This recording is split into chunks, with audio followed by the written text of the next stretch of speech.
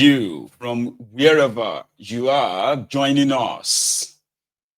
This is Mayegun live. You're welcome to the Temple of Truth. Brethren, remember what to do. After reading the caption of this broadcast, which attracted you to probably to the program in the first place, make sure you read the description of the broadcast as well. Like it. That is your own offering. Share it. Invite your friends, invite your not so friendly friends. Tell them all that Mayegun today, Mayegun is live. Loaded again.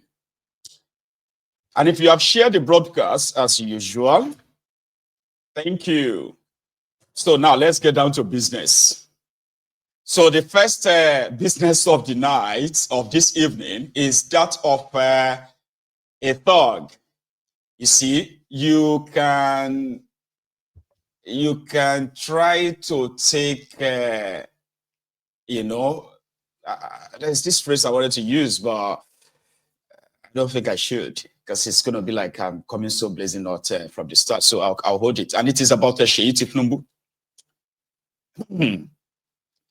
Seyi Tinubu has been moving about in northern part of Nigeria, where he has been sharing food, especially called the Ramadan break, iftar, where Seyi Tinubu and his own handlers have been sharing food to northerners who are fasting, put it that way. And some of the people who have been kind of like, following this development, some have been praising him, right? That, oh, he's doing a great work. Look at him now. You see, he's doing all the field work now, the groundwork. So when he begins to, reap the benefits now, people will begin to say, oh, he's taking advantage of his father, blah, blah, blah, blah. While others have become so angry that it is a pure mockery, where, the son of the president of Nigeria, the druggie, Tinubu, is now kind of like acting as a philanthropist, feeding the hungry people in northern part of Nigeria. Again, this is supposed to be his own, his critic. But in the last few months, or should we say few years, for those of you who have probably never really studied Tinubu per se, right? This might be a good an ample opportunity for you to understand the Tinubu's criminal or crooked family. Politics is their source of income. They have no other means. Even when he had some of his children allegedly sent to the best schools outside the contraption like Nigeria, none of them has really been really productive per se. None. I know that of a Yinka who seems to have stayed away from the public, limelight, so to say. But when you look at Tinubu's children, Tinubu's family, those who are like his offspring, since the time that Tinubu became the governor of Lagos and they grew to whatever they had today, right? You can tell they have no other means of livelihood but politics. His first daughter, called Folashade, right? He inherited the head, the head of market women, the Yaloja title from our adopted grandmother, Abibatu Mogaji. But personally, you will actually think she is one kind illiterate. She also went to school, but never to use that education for anything meaningful or productive. Rather, other than to leech on, other people. They've been living off the people. When it comes to Seyi Tinubu, who is also allegedly a drug addict himself, a nice guy to some of those who probably fancied him anyway. But Seyi Tinubu has somehow, right, adopted the the same the same occupation, that of his father and the family, leeching off the people with no meaningful, tangible, or any credible contribution to humanity per se, but living off the people seems to be, the real calling of the Tifnumbus. You can prove me wrong if I am wrong. You understand? And that is why in Lagos, they had to open a shop for him. I'm talking about a shop.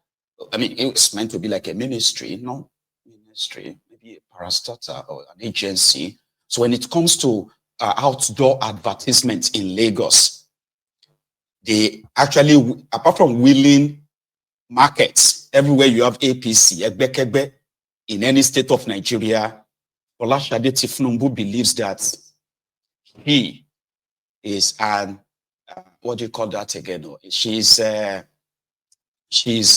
born Iyaloja. You understand? Like naturally, I should be your Iyaloja if you have APC Egbekegbe in your state. So she changed from Iyaloja of Lagos to Iyaloja of Nigeria, Iyaloja General of Nigeria. Again, remember, all based on leeching off the people, taxing the hardworking people. All right? Squeezing them, picking their pockets. This is their modus operandi. As for Seyi, they opened a shop for him. He's done well for himself in that regard, okay? The entire Lagos State outdoor advertisement is right there in his palm. Now they have rewarded his druggy father with Nigeria. What do you expect? So he has positioned himself in such a way that you will think there have never been any presidential, the presidential sons or the president's children in the history of Nigeria until these guys came, because they have to be the center of it. You understand? They have to pretty much like institutionalize this, their family greed and family laziness, so to say, leeches. So that is why Seyi Tifnumbu has been a center of conversation since his father decided that he wanted to be the president of that contraption. Now, some will say, don't blame him. It is his time and opportunity. I was like, no, don't do that. I'm not even blaming him. I won't. I'm just kind of like explaining to you the kind of family it comes from. They are unproductive, useless leeches as a family. But somehow, they managed, right, to corner the richest state in Nigeria for themselves. So what is Nigeria? So Seyi Tifnumbu, afterward, I've started building what they call the political base for himself. You know, using the same old playbook, try to pacify them in northern Nigeria. And that's all you need. The political space, right? It's for you. It's yours to grab. For grab, rather. Anyway. So recently it's been rumored that Seyi Tifnumbu wants to be the governor of Lagos State. In all of this, hardly would you ever see him or hear him speak in public. He has this mean sort of personality where when you look at him, it looks like, with this gentle candor kind of a thing. So because of this, a lot of people somehow admires him. Forget about his father. Some people actually admires him, like, oh, he looks like a responsible young man. Oh, he looks more or less like blah, blah, blah, blah, blah. Until yesterday. So what happened yesterday? You see all these things that we do on social media, right? These exposés, these enlightenments, all of this. I want to believe that they actually really get to them, because there was no reason whatsoever except this Tifnumbu's son, like father, like son, is as empty as Pangolo. You know what is Pangolo? Or this Seyi is also, I mean, like it's been alleged, right? A drug addict himself, like his father, that is so incoherent. In fact, there was a part of the nonsense he spewed in a video I'm about to share with you now, right? There's a part of that some experts have been trying to even understand what that simply means. Listen to this one. I said, my father, Kasimo Seyi Tinubu said, my father is the best president Nigeria ever had. My father is the only president that has kept your people at home from when it was called home to when he became president. We are still trying to understand what that means. So a lot of people have become so disappointed, right? Like, this guy shouldn't have probably opened his mouth. But when is it that he won't have to open his mouth to say something? So I don't know if you have seen this, okay? Now let's start from this, where Seyi Tinubu says, all of you are coming for his family. They are coming for my family. They always call, this is beyond politics. They always come for my family. They always come for my father. They always come for your father. They always say, yeah, God damn it. Somebody way school abroad though. Listen to him. Every single day, minister is going to tell me don't politicize this. It was never politics. But they keep coming for me. They keep coming for my family. They keep coming for your father. They keep coming for Ashwaju, Bola, Ahmed, Tinu, the greatest president in the history of Nigeria. The only president that has carried young people along from when he was governor to when he became president. The only president that considered youth and student loans. The only president that's created a platform for young people to thrive. The only president that has created an economy that benefits everybody. The only president that's not trying to enrich his own pocket. And you're telling me, no.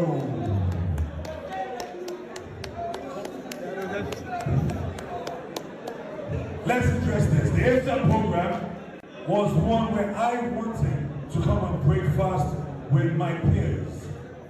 It is something that the Noella Foundation has been doing for over 6 years in Lagos. Something that we have done every single day by breaking and having iftar with 2,000 people every single day. And last year, we sent over 20,000 boxes on loan to the northwest and another 10,000 to the northeast. And now they're saying he is only bringing cooked food to the north and is giving grant to the south. Let's address this. In the north, we have done educational school programs. In the north, we have given iPads out. Everything I say, people, we are the future. We know what it takes. We know what it's going to take because we come together as a group to work together.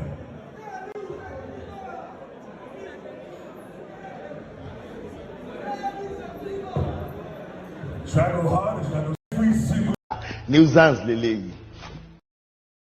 You know, his father is the only president whose economy has been favoring everybody.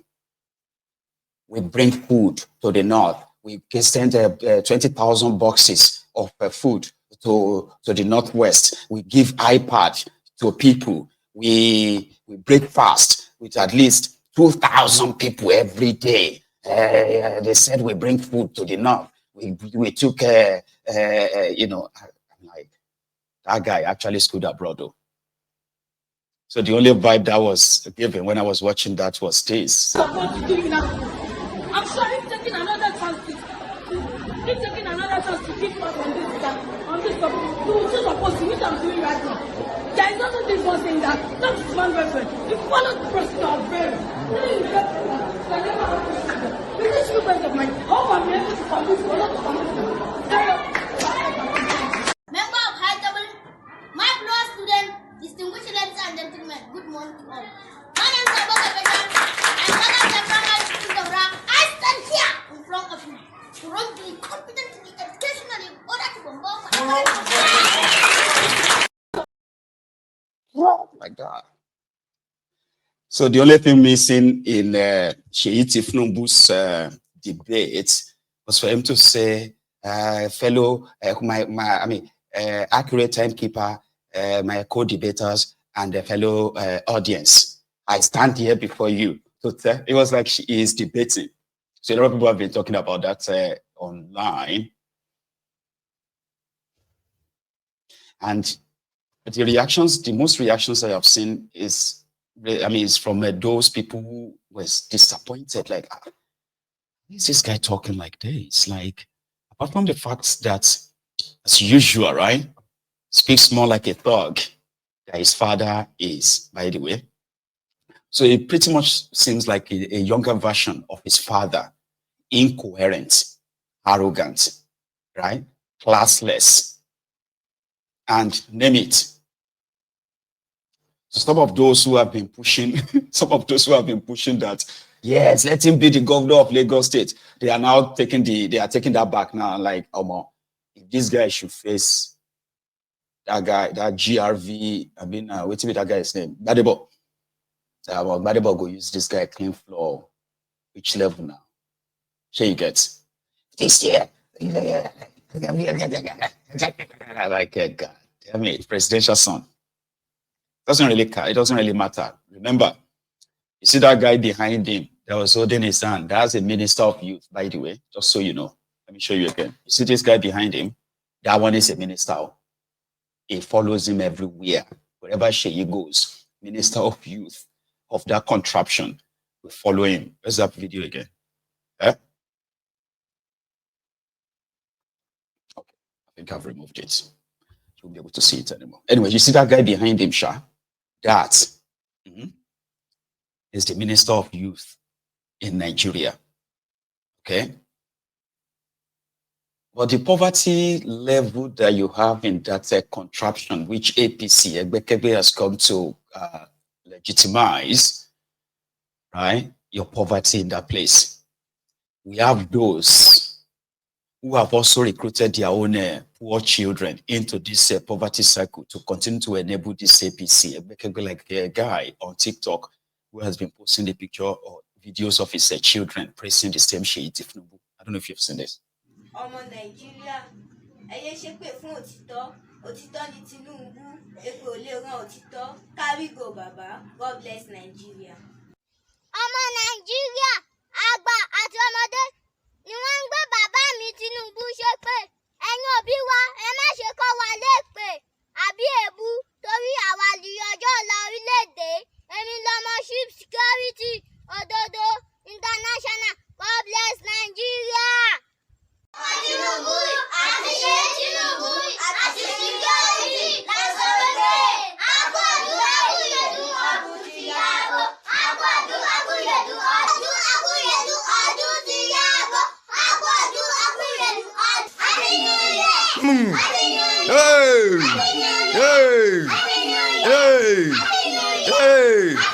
Year! And if you have to see that video for real, if I show you the entire video, Baba, I'm probably going to ruin your night. So I have to do it like half that way. So those are the enablers in the contraption who have always been waiting for their own share of the crumb, and these poverty-stricken people who want everyone else, right, to become what they are, because there's no reason why they will be living in squalor, living in abject poverty. The rest of you are probably living better. Some of you want to be living better. So that's why you will see the Ronukus, right? That they have used their own destiny, mortgaged their own future. They have recruited their own children as well to join the bandwagon. So I saw that earlier and I was like, damn it, man. So they call him boss. Boss. That's what they call him in the north. Seyi. Boss.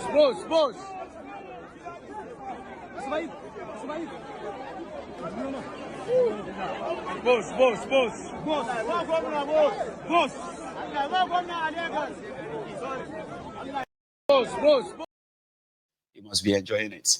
Boss. But what is that thing with the pot belly, by the way? Seyi is under 40. I don't know. I mean, he's not a fat guy. So what happens? What is that with that pot belly that looks like what do you call it? That looks like small ikoko that somebody tucked inside his stomach. I don't know. What's that? Don't mind me. So in that same northern Nigeria, I saw a video where the Kaduna governor, all right, invited